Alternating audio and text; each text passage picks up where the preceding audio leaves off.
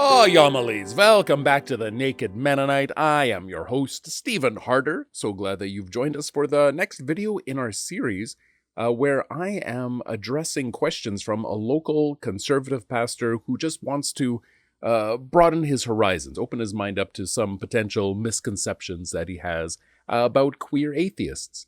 And he's supplying me with questions to answer to help him understand the folks on this side of the issues a little bit more clearly.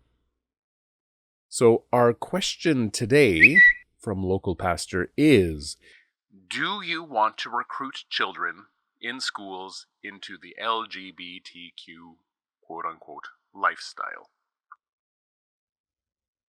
And this is an important question to address. This is an important misconception to address.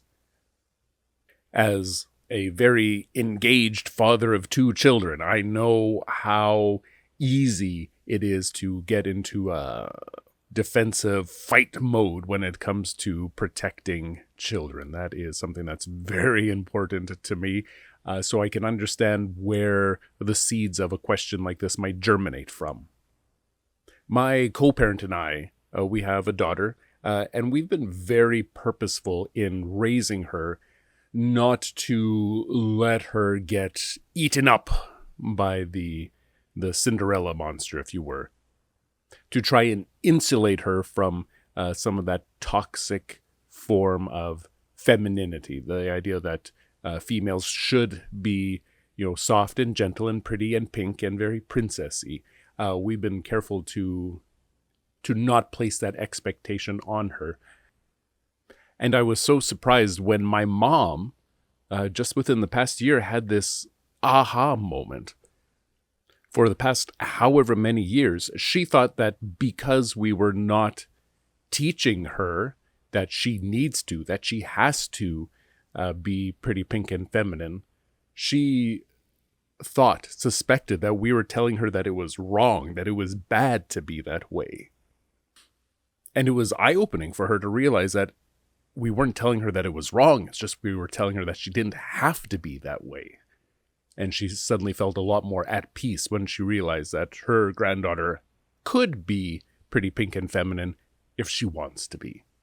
And it's the same way when it comes to, children in school.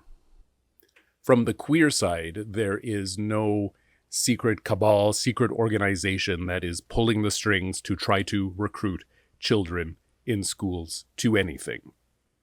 I can't say the same about organizations like the Child Evangelical Fellowship, which is actively trying to persuade children to become Christians. But from the queer perspective, we aren't trying to convince anyone of anything. We're just trying to make a space for queer kids to exist. We're just trying to make a space where queer kids can ask those questions and figure it out for themselves. Just like we didn't want to tell our daughter that she should be pretty pink, soft, and feminine, that she can choose if that is something that is of interest to her or not.